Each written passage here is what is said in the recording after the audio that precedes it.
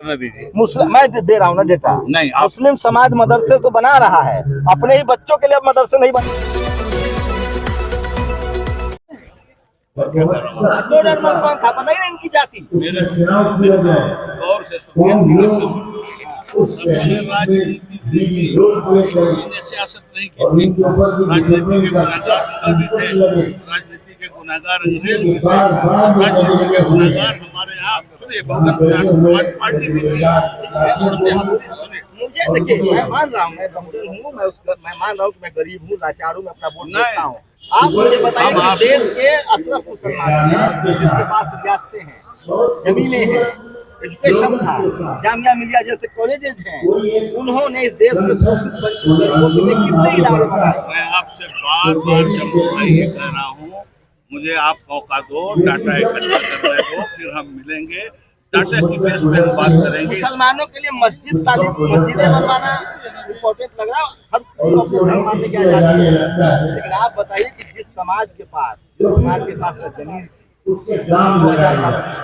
मैंने आपकी सारी बातें समाज को आप कह रहे हैं कि वो दारू पीता है, बेचता है। गलत बात कर रहे हैं। पूरे समाज को मैं नहीं कहता, मैंने दलितों को भी नहीं कहा, मैंने कहा कि शोषित समाज के लोगों में 1000-2000 रुपए पर वोट बेचने वाली बातें। पसमानताओं कैटेगरी में आते हैं, उन पर क्या कहेंगे आप? देखिए, वो भी वोट बेचते हैं। रिजर्वेशन भी अरे है, संविधान में है ना सर, है ना, देगा कौन? है ना, सरकार देगी, लड़ना पड़ेगा उसके लिए। तो उसी के लिए तो लड़ रहे हैं, और किसके नहीं लड़ रहे हैं? आपको लगता है गरीब मुसलमान वोट बेचते होंगे कि नहीं बेचते? बिल्कुल। क्या रहा है? गरीब मुसलमान हो कि नॉन मुस्लिम हो, वोट बेचने का उन लोगों के अंदर बहुत सारी चीजें मैंने जमीन पर तो इसके लिए अमीर हिंदू अमीर मुसलमान जिम्मेदार नहीं है, जो अपने ही तबके को गरीब बना के रखे हुए हैं। मेरे भाई, अमीर हिंदू हो या अमीर मुसलमान, सीधी बात यह है कि उसने नहीं की है। मूल सवाल आपका ये है। आप जो कह रहे हैं, सुनिए सर, आपने एक और बात कही है, आप मुझे हिंदू बना के वोट किया जा रहा है, वो आदिवासियों से मिल रही है। कितने मुस्लिम तंजीम, कितने मुस्लिम संगठन इस देश के शोषित वंचितों के लिए RSS के दम पर अपने इदारे बना रहे, स्कूल बना रहे हैं। एक सवाल जो आप मुझसे बार बार कर रहे हैं, मैंने उस सवाल का सीधा जवाब आपको दिया कि जरा डाटा इकट्ठा करने दीजिए। मैं दे रहा हूँ ना डेटा। नहीं, मुस्लिम समाज मदरसे तो बना रहा है, अपने ही बच्चों के लिए अब मदरसे नहीं बना रहा है, उसकी प्राथमिकता मस्जिद है सर। आप मानते हैं कि नहीं? आपने, मैंने मानता। मुस्लिम समाज की प्राथमिकता धर्म और मस्जिद नहीं है। वो तो है ही, इसलिए कि उसका मजहब है वो, मगर उसकी प्राथमिकता तालीम भी है उसी के साथ साथ। नहीं, अभी काम किस पर हो रहा है? अब मैं चलिए मुस्लिम समाज पर आता हूँ। AMU और जामिया के बाद कितने इदारे आप लोगों ने बनाए अपने बच्चों के लिए? मेरी बात एक सुन लीजिए, आप जिम्मेवार नागरिक हैं मुस्लिम समाज। मेरी बात सुन लीजिए शंभू भाई, धीरे से सुन लीजिए। मुझे डाटा इकट्ठा कर लेने दीजिए, बिना डाटा के बात नहीं करूंगा। आप डाटा इकट्ठा कर सुनिए, हमारी आपकी फिर मुलाकात होगी। आप कोई मेरे गैर नहीं है, मैं जानता हूँ आपको। नहीं, मैं पत्रकार हूँ, सिर्फ गैर अपने मेरे से कोई से लड़ाई है ना दुश्मनी है। तो जो आपने मुद्दे उठाए मैं उस पर सवाल पूछ रहा हूँ। मैं उस पर जवाब आपको दे रहा हूँ। डाटा इकट्ठा करने दीजिए, आप इकट्ठा बैठिए, फिर डाटा में हम बात करेंगे कि कहाँ।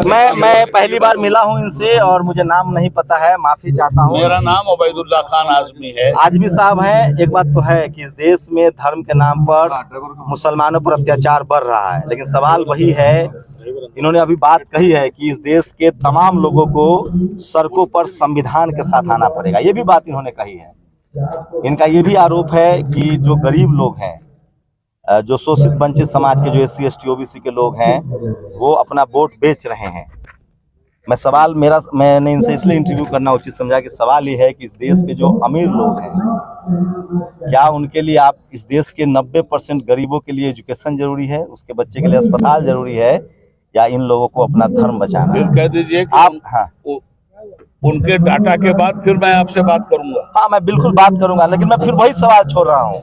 एक तरफ धीरेन्द्र शास्त्री जैसे लोग हैं जो अपने धर्म का परचम की बात करता है, दूसरी तरफ इस देश के अशरफ मुसलमान हैं। सवाल है कि इस देश में जब से संविधान आया, उसने कहा था कि वैज्ञानिक टेम्परामेंट पर बढ़ेंगे, धर्म आपका निजी मसला है, लेकिन मेरा ऐतराज इसी बात से था कि क्या किसी कम्युनिटी को वोट बेचने वाला कहना शराब पीने वाला कहना क्या जायज है? और दूसरी सवाल है कि मुस्लिम समाज की प्राथमिकताएं क्या है?